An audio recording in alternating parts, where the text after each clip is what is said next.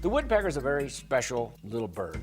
The beak of a woodpecker is like industrial strength. It is stronger than other birds' beaks. He has special feet. Most birds have 3 toes out the front, 1 toe out the back. Woodpecker has 2 toes out the front, 2 toes out the back, and that's so he can climb around on a tree trunk, a vertical tree trunk, right side up, upside down, sideways. He can crawl any way he wants to. He has special tail feathers. His tail feathers are different than other birds' tail feathers. They're more resilient, they're spongy, and they're very strong and tough because he tripods himself with his 2 feet and his tail feathers so that he grabs a hold of that tree, fans out his tail feathers, and then bangs his head into the tree. Now, you would think that a woodpecker would go home every night and say to Mrs. Woodpecker, "Oh, I got this headache. I was banging my head on a tree all day." But he doesn't. Why? Well, because God made him with special equipment. For instance, between his beak and his skull, there's a piece of cartilage. It acts as a shock absorber. His skull is the thickest bone per body weight of any creature. As a matter of fact, brain surgeons study the brains of woodpeckers, how they're hooked in there and everything, to help them with like trauma people in accidents, that they need to put their brains back in there. And so they study woodpeckers. The woodpecker, with his strong skull and his shock absorber and his strong beak and his tail feathers and his feet, he's all ready to go except for one thing. Once he drills his hole, he's got to get that bug out of the tree because that's lunch. All right, well, how's he going to do that?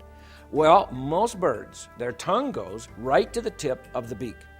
A woodpecker's tongue goes as much as 10 inches out of his beak. Now, why? Well, because he's going to drill the hole, find the bug tunnel down in the tree, stick his tongue down in the tunnel, and drag the bug out. Now, you would have to say, could I stick my tongue down a hole in a tree and drag a bug out? Of course not. Well, how does the woodpecker do that?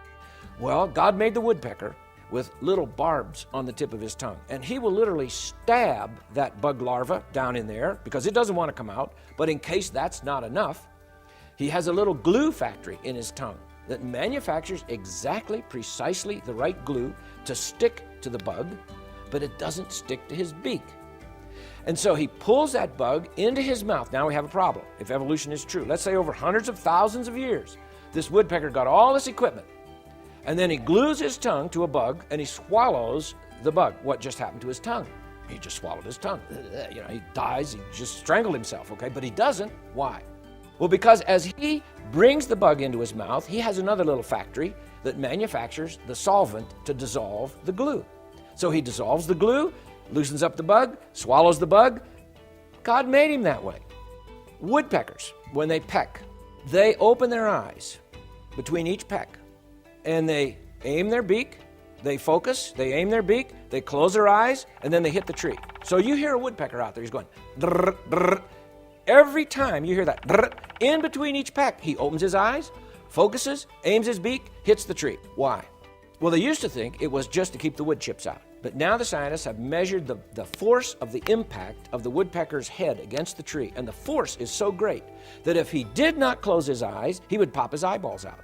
So I would say, have you ever seen a blind woodpecker? No, they never miss. They never miss, okay? Now, one special woodpecker, the European green woodpecker. I think he's unique in all the animal kingdom. I don't know for sure, but I think he might be. His tongue is different than any other tongue, as far as I know. Our tongue starts in the back of our throat, comes up and out the front.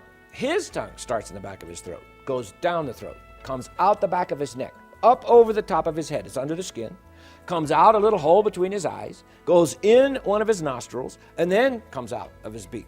And you would have to say, now how does that evolve? I've asked evolutionists that question. I've said, now you tell me, how and where did that tongue come from? They don't have a clue. They can't tell me. I'm saying, well, you're telling me that this bird evolved from some other creature, but there's no other creature that we know of with a tongue like that. How did that happen? They don't have any idea.